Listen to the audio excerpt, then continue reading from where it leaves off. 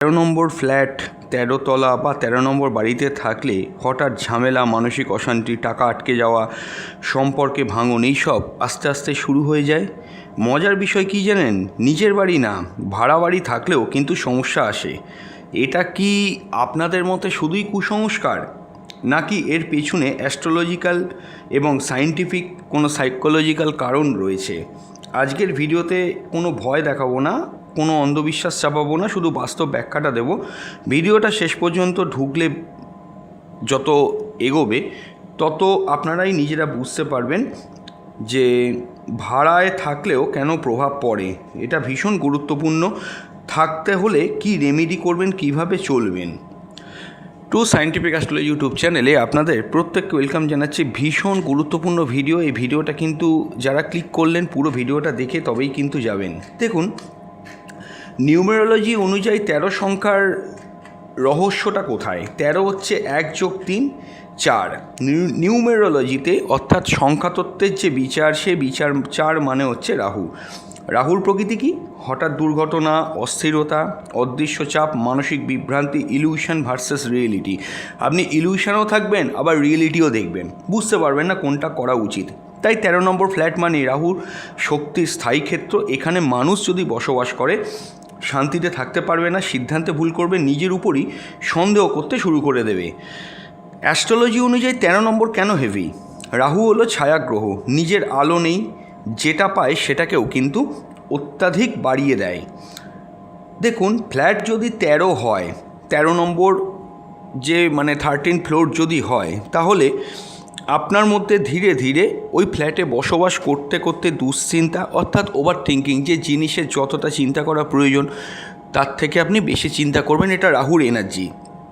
এবং লক্ষ্য করে দেখবেন, যে জায়গায় যে জিনিসটি আপনার করার প্রয়োজন আছে সেই জিনিসটা আপনি করবেন না, সুযোগ শেষ মুহূর্তে এসে আটকে যাবে। ছোট সমস্যা লেগেই থাকবে, মানসিক অস্থিরতা, এবং তার সঙ্গে কখনো কখনো বড় সমস্যাও ঘাড়ের ওপর আসবে। একটা সন্দেহ, সব কিছুতে সবাইকে, পরিবারের সদস্যরা একে অপরকে সন্দেহ করছে। এ আমাকে টাইম দেয় না, ও আমাকে টাইম দেয় না, ও আমাকে বুঝতে পারে না, আমি আমার মতো করে বলতে চাইছি, সে তার মতো করে বুঝছে। এই জিনিসগুলো কিন্তু ক্রমান্বয়ে হতে থাকবে।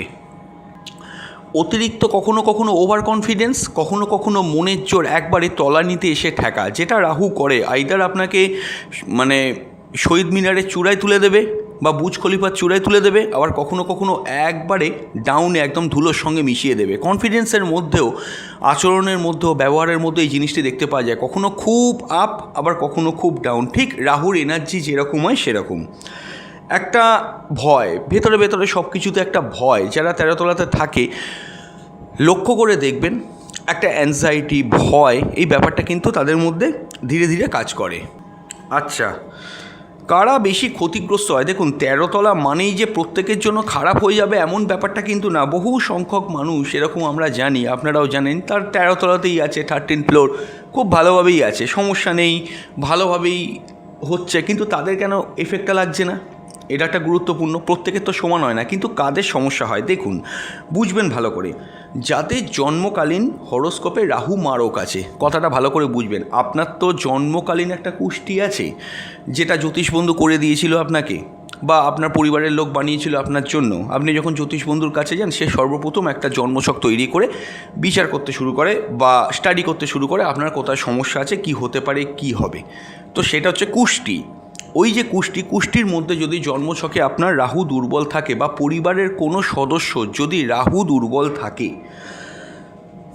বা রাহু মারক হয়, রাহু সমস্যার গ্রহ হয়, ম্যাক্সিমাম হরোস্কোপেই রাহু সমস্যার গ্রহ থাকে, সেটা কথা নয়, কিন্তু যাদের হরোস্কোপে তার মধ্যেও অধিক সমস্যার গ্রহ হয়, আপনি মনে রাখবেন তাদের জীবনে কিন্তু 13 নম্বরে 13 ফ্লোর কিন্তু ভীষণ সমস্যার কারণ হতে পারে। 2, চন্দ্ররাহু যোগ আছে। দেখুন, জন্মছকে যদি চন্দ্ররাহু কানেকশান থেকে থাকে, আপনি এটা জানবেন আপনার কিন্তু সমস্যা আসতে বাধ্য, জীবনে আসবেই, আজ না হোক কাল আসবেই। যদি জন্মছকে শনি রাহু যোগ থাকে, মঙ্গল রাহু যোগ থাকে, এই সমস্ত যোগের ব্যক্তিদের ক্ষেত্রে এই সমস্যা কিন্তু হওয়া খুব স্বাভাবিক।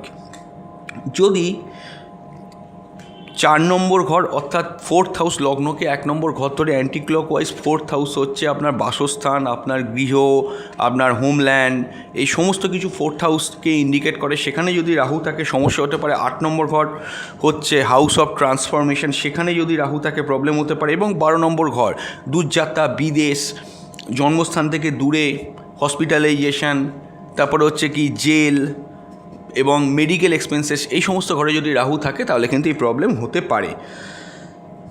তো মোটামুটি করে বললাম কাদের জীবনে প্রবলেম আসতে পারে, কাদের জীবনে প্রবলেম আসবে না, বা যাদের আসে না কেন আসে না। দেখুন, এবার জানবো বিজ্ঞান কী বলে। তার আগে বলবো স্ক্রিনের ওপর নাম্বার দেখতেই পাচ্ছেন, কনসালটেশন করতে চাইলে হোয়াটসঅ্যাপ করে বুকিং করলে বাড়িতে বসে অনলাইনে ডিটেল প্রেডিকশান পাবেন। হ্যাঁ, সময় লাগবে। হ্যাঁ, ডেট, টাইম, প্লেস এবং কোশ্চেন্সগুলো পাঠিয়ে দেবেন। একদিন পর আমরা আপনাকে ওভার দ্য ফোন ডিটেলেই বলে দেবো, এবং আমরাও যে প্রশ্নগুলো দেখব আপনাদের বলা উচিত সেগুলোকেও বলে দেবো। এবং প্রতিকার যদি প্রয়োজন হয় তখনই বলা হয়, এমন নয় কি এলেই প্রতিকার গুছিয়ে দেওয়া হয়, সেরকম ব্যাপারটা কিন্তু নয়। আর যারা কনসালটেশন করাতে পারছেন না যে কোনো কারণেই হোক, তারা মান্থলি 59 টাকা মেম্বারশিপ নিতে পারেন। মাসে একবার যে কোনো 2টি প্রশ্নের উত্তর হোয়াটসঅ্যাপ করে জেনে নিতে পারবেন। এছাড়াও ইম্পর্টেন্ট তিথি, নক্ষত্র, পূজাপাঠ বিধি আপনাদেরকে পার্সোনালি পাঠিয়ে দেওয়া হবে, আপনারা সেখান থেকে দেখে নেবেন। এবং এটা ছাড়াও আমি অন্তত মনে করি যে বিভিন্ন রকমের গুরুত্বপূর্ণ ইম্পর্টেন্ট জিনিসগুলো আপনারা আমাদের কাছ থেকে হোয়াটসঅ্যাপ করে জেনে নিতে পারবেন। হ্যাঁ, দেখুন, সায়েন্টিফিক এবং সাইকোলজিক্যাল এক্সপ্লেনেশনটা কী, বিজ্ঞান কী বলে আর জানা যাক। সাবকনসিয়াস প্রোগ্রামিং, 13 সংখ্যাকে আমরা ছোটোবেলা থেকেই মোটামুটি কম বেশি প্রত্যেকেই জানি যে আনলাকি 13, এরকম একটা প্রবাদ আমাদের মধ্যে প্রচলিত আছে। তো 13 সংখ্যা, আনলাকি 13 যে কথাটা, এটা কিন্তু ছোটোবেলা থেকেই আমাদের ব্রেনে ঢুকে যায়। নেগেটিভ একটা এক্সপেকটেশন তৈরি হয়, স্ট্রেস হরমোন সেখানে কিন্তু বাড়ে। স্ট্রেস থাকলে ডিসিশন মেকিংয়ে ভুল হয়, রিলেশনশিপ খারাপ হয়, হেলথ ডাউন হয়। এবং ফ্রিকোয়েন্সি এবং হিউম্যান মাইন্ডটা কি, সংখ্যা শুধু একটা সংখ্যা বা নাম্বার হিসেবে থাকে না, এটা একটা সিম্বলিক ফ্রিকোয়েন্সি থাকে। 13 মানে কি ব্রেক, ডিসঅর্ডার, আনসার্টেনিটি। মস্তিষ্ক কিন্তু স্থিরতা চায়, আপনি তখনই ভালোভাবে থাকতে পারবেন মানসিক যদি নিরাপত্তা থাকে, মানসিক যদি স্টেবিলিটি থাকে। কিন্তু 13 দেয় অস্থিরতা, যেহেতু রাহুর নাম্বার। এবার প্রশ্নটা আপনাদের মধ্যে প্রথমে যে কথাটা বলেছিলাম, আপনি যদি রেন্টেও থাকেন কেন সমস্যা আসবে? আপনারা অনেকেই বলে থাকেন আমি তো ভাড়া বাড়িতে আছি, কেন সমস্যা হবে? বাড়ি তো আমার না, তবুও কেন প্রভাব? বাড়িতে তো আমার এই বাড়িটার যে প্রপার্টির যে কাগজপত্র আছে সেখানে আমার নাম কিছু নেই, গোত্র কিছু নেই, তাহলে আমার প্রবলেমটা কোথা থেকে আসছে? আমার নামে তো বাড়িটাই নয়। ঠিক কথা।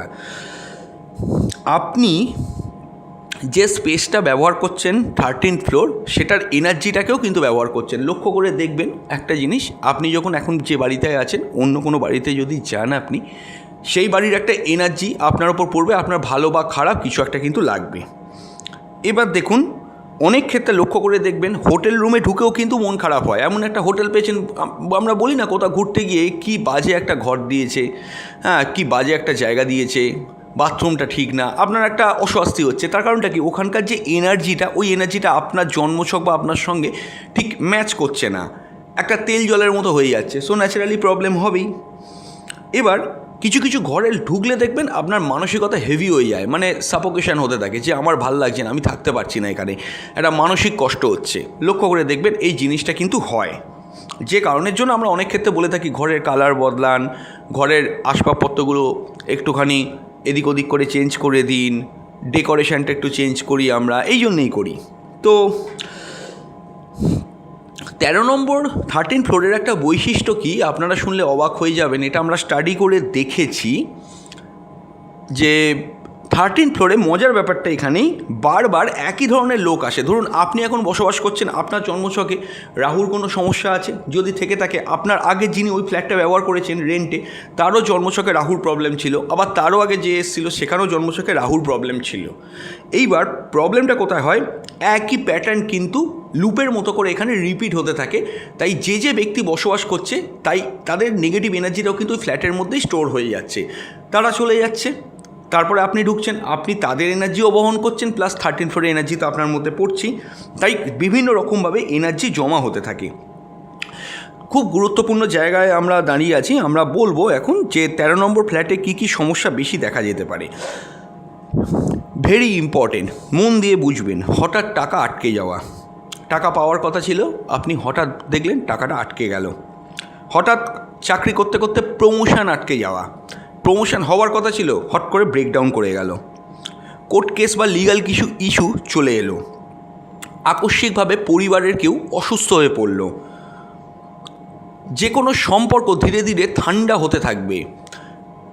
একটা ছেলে মেয়ে আছে, পরিবার নিয়ে আছে, প্রত্যেকের সঙ্গেই লক্ষ্য করে দেখছেন পরিস্থিতিটা কীরকম ঠান্ডা হয়ে যাচ্ছে। আপনি দেখছেন আপনার হাজব্যান্ডের সঙ্গে সম্পর্ক এতটাও খারাপ ছিল না, কিন্তু যত দিন এগোচ্ছে দুজনের থেকে একটা মানসিকভাবে দূরে সরে যাচ্ছে। লক্ষ্য করে দেখবেন, যদি কোনো ব্যক্তি যে বাড়িতে 13 ফ্লোরে বসবাস করছে তার রাহু খারাপ থাকে, বা যে যোগগুলোর কথা বললাম সেই যোগগুলো যদি থাকে, লক্ষ্য করে দেখবেন দুজনের থেকে দূরে সরে যাচ্ছে ধীরে ধীরে। ঘুমের সমস্যা, ঘুমের একটা সমস্যা, রাতে ঘুমোতে পারছে না বা অসময় ঘুমিয়ে পড়ছে, একটা টায়ার্ডনেস কাজ করছে, একটা অকারণ ভয়, আবার কখনো কখনো ওভার কনফিডেন্স যে না, আমি যা করছি ঠিক করছি, আমি একদম সেরা, আমার মতো করেই সব কিছু হবে। কখনো মনে হচ্ছে, আর কখনো মনে হচ্ছে আমি আর জীবনে কী করতে পারবো, কী করতে পারলাম। কখনো সাকসেস খুব বেশি, কখনো ফেলিওর খুব বেশি মানসিকভাবে। ধীরে ধীরে ধীরে আত্মবিশ্বাস কমতে থাকবে। একরকম ভাবছেন পরিস্থিতি, একরকম হচ্ছে না। ধরুন ফ্ল্যাটে যাওয়ার আগে আপনার মানসিকতাটা একরকম ছিল, একরকম প্ল্যানিং করলেন, মানসিক তো একটা প্রিপারেশান নিলেন। যেই আপনি শিফট করে গেলেন, আপনার দেখতে পাচ্ছেন কি যেরকম তো ভাবছেন সেরকম তো হচ্ছে না, ধীরে ধীরে পরিস্থিতি বাইরে চলে যাচ্ছে। এই প্রবলেমটা হচ্ছে। একটা প্ল্যান করছেন, প্ল্যানটা ফেলিওর হয়ে যাচ্ছে। বিশেষ করে রাতের বেলা অ্যাংজাইটি, আকস্মিকভাবে সাডেন অ্যাঙ্গার মানে কি, হঠাৎ খুব রাগ। রাহু যেটা করে চণ্ডালের মতো রাগ তৈরি করে, এবং ডিসিশন নিতে গিয়ে আপনি মানসিকভাবে প্যারালাইসিস হয়ে যাচ্ছেন। একটা সিদ্ধান্ত নেবেন, কী করবেন আপনি বুঝে উঠতে পারছেন না, কিন্তু পরিবারের লোকগুলোর সঙ্গে আগে থেকে বিবাদ বাঁধিয়ে রেখে দিয়েছেন। তারা যে আপনাকে সাহায্যও করবে, কেউ কথা বলার সাহসও করছেন এবং আপনাকে ইগনোর করছে। আপনি ভাবছেন যে আপনার সঙ্গে ঘটনাগুলো কেন ঘটছে। কমেন্টে লিখে জানান কারা কারা এই প্রবলেমটা ভোগ করেছেন এর আগে, ভীষণ গুরুত্বপূর্ণ।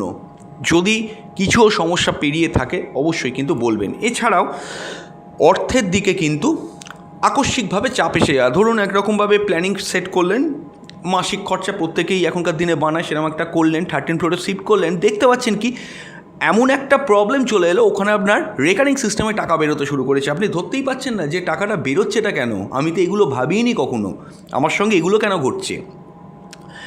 এছাড়াও মিথ্যে প্রলোভনে পা দিয়ে দেবে। 13 ফ্লোরে যারা থাকে, যেহেতু এনার্জিগুলো ক্যারি করছে, যারা ছিল তাদের এনার্জিটাও ক্যারি করলো, প্লাস ওই ফ্লোরের মধ্যে যারা আছে তাদের এনার্জিটাও ক্যারি, মানে ওই ফ্লোরটার যে রাহুর নেগেটিভিটি সেটাকেও ক্যারি করলো। এতে করে কী হলো, রাহুর আচ্ছাদনে সে পুরো ঘিরে রইল। এবার যে কোনো রকমের মিথ্যে প্রলোভন, সেটা অফিস হতে পারে, ব্যবসা হতে পারে, মিথ্যে প্রলোভন, কেউ আপনাকে লোভ দেখাচ্ছে, আপনি লোভের মধ্যে পড়ে গেলেন এবং সেখান থেকে একটা সার্টেন টাইমে গিয়ে কিন্তু বেরোতেও পারলেন না, আপনি ফেঁসে গেলেন। তো প্রশ্নটা হচ্ছে কি, এই যে প্রবলেমগুলো, এখান থেকে রিলিফ পাবেন কী করে? দেখুন, এখানে অনেক রকমের রেমেডি দেওয়া যেতে পারে। আমি আপনাদেরকে কখনোই বলবো না যে এই রেমেডি বা এই জাতীয় রেমেডি করলে 100-এ 100 সমাধান হবে। সাময়িক সমস্যার সমাধান হতে পারে, মিথ্যে বলে কোনো লাভ নেই। তার কারণটা কি, আপনার জন্মছকে রাহু পীড়িত থাকলে আপনি যেখানেই যান আপনাকে সমস্যা ভোগ করতে হবে। সর্বপ্রথম আমি বলবো জন্মছকটাকে কাউন্সেলিং করানো। রাহুর প্রচুর ভিডিও আছে আমাদের চ্যানেলে, দেখে নিতে পারেন। কিন্তু আপাতত যখন থাকবেন তখন কি করবেন, তার আগে বলবো মজার ব্যাপার কি, 13 ফ্লোর যখন আপনি সিলেক্ট করছেন বা যখন ল্যান্ডলর্ডের সঙ্গে কথা বলছেন, আপনারা কি জানেন সেই সময় লক্ষ্য করে দেখবেন আইদার ট্রানজিটের মধ্যে চন্দ্রগ্রহণ বা সূর্যগ্রহণ কিছু একটা চলেছিল বা তার আশেপাশে ছিল, নতুবা রাহুর নক্ষত্র চলেছিল, নতুবা রাহু বা কেতু দশা অন্তর্দশা চলেছিল বা প্রত্যন্ত দশা চলেছিল। তখনই কিন্তু আপনি এই ফ্ল্যাটটা সিলেক্ট করছেন। এখান থেকে কি আমরা শিখলাম, দেখুন যখন রাহুর মহাদশা চলবে, কেতুর মহাদশা চলবে, রাহু চন্দ্র যোগ আছে, সেখানে চন্দ্রের অন্তর্দশা চলছে, চন্দ্রের প্রত্যন্ত দশা চলছে, সূর্যগ্রহণ চন্দ্রগ্রহণ চলছে বা তার একদিন আগে চন্দ্রগ্রহণ সূর্যগ্রহণের দিন বা তার পরের দিন, এই যে টাইম স্প্যানগুলো, যদি আপনি কোনো রকমের বাড়ি দেখতে চান অবশ্যই কিন্তু জ্যোতিষ বন্ধুর সঙ্গে পরামর্শ করে তবেই কিন্তু করবেন। দেখুন, আপনি মানলে আপনি ভালো থাকবেন, না মানলে আপনি সমস্যায় থাকবেন, সোজা কথা। অনেকে অ্যাস্ট্রোলজি মানে না, তাদের সঙ্গে এখানে আমার জোর করে বলার মতো কোনো ফ্যাক্টর নয়, এরকমই ব্যাপারটা। কিন্তু যারা মানে না তারা একসময় স্বীকার করতেও বাধ্য হয়েছে, এরকমও আমরা দেখেছি যে প্রথমে বুঝতে পারিনি, পরে বুঝতে পেরেছি, কিন্তু বুঝে কী লাভ আছে, ভুল তো হয়েই গেছে। তাই একটা জিনিস জানবেন, রুট ঠিক না হলে ফ্রুট ঠিক হয় না, এটা তো আপনারা জানেন। তাই স্টার্টিংয়েই সমস্যাটাকে আইডেন্টিফাই করে ফেলুন, তাহলে এই 13 ফ্লোরের সমস্যা আপনাকে ভুগতে হবে না। ইভেন এটাও বলে দেবো, 13 ফ্লোরে একবার যে ঢোকে চট করে কিন্তু সেখান থেকে সেই রাহুর কালচক্র থেকে সে সহজে কিন্তু বেরোতে পারে না, ইনফ্যাক্ট রাহু বেরোতেও দেয় না। তো কি করবেন, মেন ডোরে ওং নমঃ শিবায় অথবা একটা স্বস্তিক চিহ্ন আঁকার চেষ্টা করুন। রাহুকে ব্যালেন্স করতে গেলে কি কি করবেন সে বিষয়ে আলাদা আমি ভিডিও দেবো, তাও আমি বলবো জন্মছকে রাহুর প্লেসিং অনুযায়ী আগে থামতে জানতে শিখুন, সে ব্যাপারটা আমি পরে এক্সপ্লানেশান দেবো। বেডরুমের মধ্যে অবশ্যই কিন্তু সাদা রঙের লাইট লাগাবার চেষ্টা করবেন। নর্থ ওয়েস্ট যে কর্নারটা আছে, নর্থ ওয়েস্ট কর্নারটা কিন্তু পরিষ্কার রাখার চেষ্টা করুন। বেডের সামনে কিন্তু কোনো আয়না রাখবেন না। দেখুন, একটা জিনিস মনে রাখবেন যে এছাড়াও জ্যোতিষবন্ধু নিজেও কিছু অনেক রেমেডি দেবে, সেই রেমেডিগুলোকেও আপনারা ফলো করবেন। আদারওয়াইজ ক্ষেত্রে কিন্তু শুধু আমার এখান থেকে ভাষা কিছু রেমেডি শুনে কোনো প্রতিকার হয় বলে প্রপার ওয়েতে সেটা আমিও অন্তত বিশ্বাস করি না। কিন্তু তাও আমি কিছু জিনিস বলে দিলাম, যারা যারা জ্যোতিষ বন্ধুর কাছে আসতে পারছেন না তারা এইটা করুন। এটা ভাববেন না যে আমরা এখান থেকে আমাদের ইনকামের জন্য কোনো কথা বলছি, সেটা নয়, যেটা ট্রু সেটাই বলছি। 13 অর্থাৎ 13 সংখ্যা নিজে খারাপ নয়, কিন্তু সেন্সিটিভ মানুষের জন্য কিন্তু ভীষণ হেভি, যাদের ওই যোগগুলো আছে। কিন্তু ঠিক পদ্ধতি মানলে, ঠিক প্রসেসে থাকলে সমস্যা কমবে, এনার্জি নিউট্রাল হবে এবং আপনার ফিয়ার কিন্তু কাটবে। যদি আপনি 13 নম্বর ফ্ল্যাটে থাকেন বা থাকবেন বলে ভাবছেন, কমেন্টে লিখুন 13। আমি বলবো আপনার জন্য এটা সেফ কিনা। ভিডিও ভালো লাগলে লাইক, সাবস্ক্রাইব এবং শেয়ার করার চেষ্টা করবেন। এবং নিচে আমি কিছু বাস্তুগত কিছু ফেংশুই মতে কিছু আইটেমস দিয়ে দিচ্ছি, ভিডিওতে ক্লিক করলে নিচে বাঁ দিকে সেই প্রোডাক্টের লিঙ্ক আপনি পেয়ে যাবেন, আপনি সেখান থেকে দেখে নিতে পারেন, সেগুলোকেও কিনে লাগাতে পারেন, অনেক বেটার ফল পাবেন। আর হ্যাঁ, অবশ্যই কিন্তু বাঁশ গাছের কোনো স্টিকার লাগাবার চেষ্টা করবেন বাথরুমে, যদি রাহুর কোনো প্রবলেম বাড়িতে থাকে। তো ভিডিওটা কেমন লাগলো নিচের কমেন্ট বক্সে জানিয়ে যাবেন। খুব তাড়াতাড়ি ফিরে আসবো নতুন এক ভিডিও নিয়ে। নমস্কার।